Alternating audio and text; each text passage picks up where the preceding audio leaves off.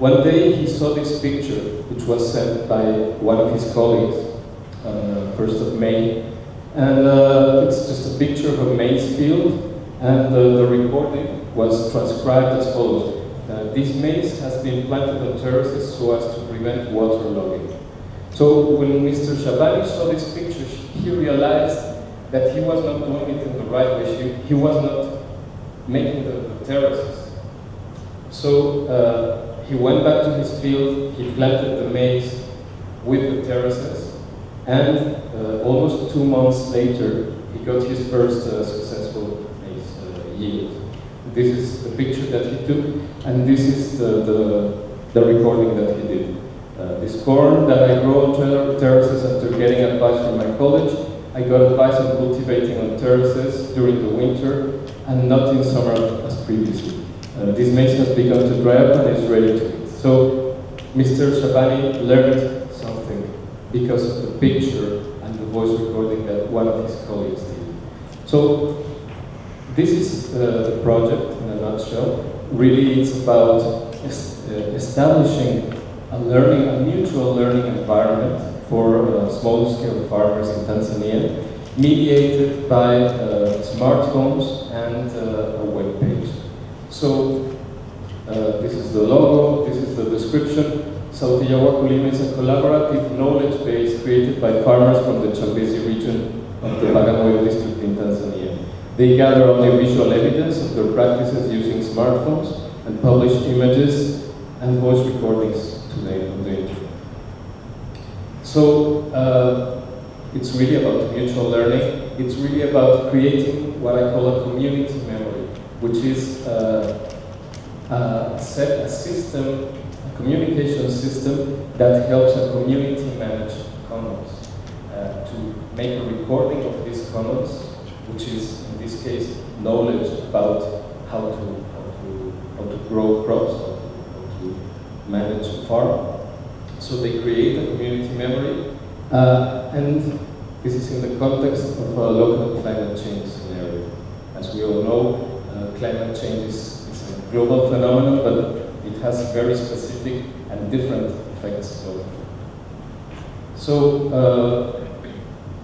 if you look at the literature and the publications and the articles coming out currently, this one is from 2008, but I mean it's a hot topic still, because we still don't know how to face these things. We still have many things to learn about this.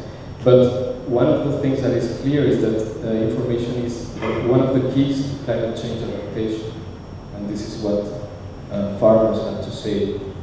So yes, what I was saying in the beginning, there are many projects that provide information to the farmers about climate change, about how to cope, about strategies. But more and more scientists are recognizing the need to incorporate indigenous knowledge. That means knowledge that has been generated in a specific place. I mean, it's place specific, it's specific of a community. So the idea is to incorporate this type of knowledge to add value to the development of sustainable climate change mitigation and adaptation strategies that are rich in local content and planned in conjunction with local people. So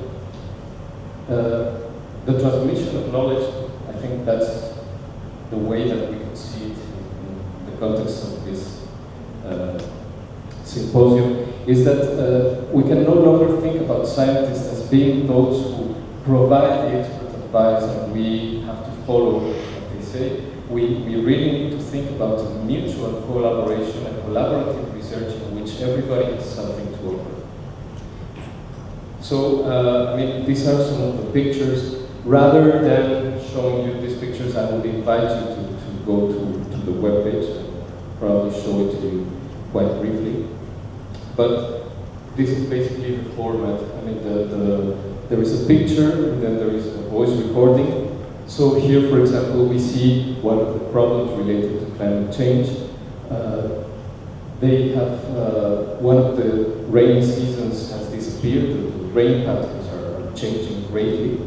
And it also affects the underground water, the wells that they use to water their crops.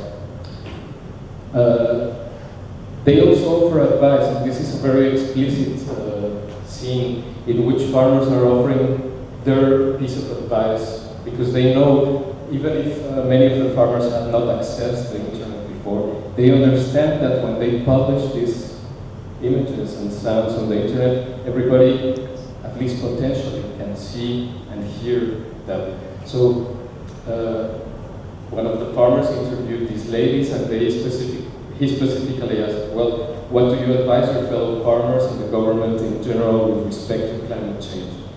And this lady said, for the government, they should put an irrigation system that will help farmers to water their plants in dry season, or build some well where they can easily get water for that purpose. And to my fellow farmers, when it is too dry, they should think of planting those crops which can tolerate droughts like cassava, sweet potatoes, etc.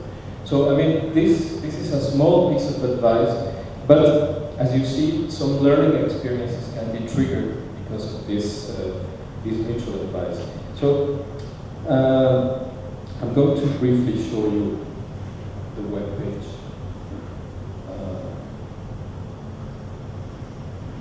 I don't know how am I doing the time. Please tell me. Sorry, I'm not watching the.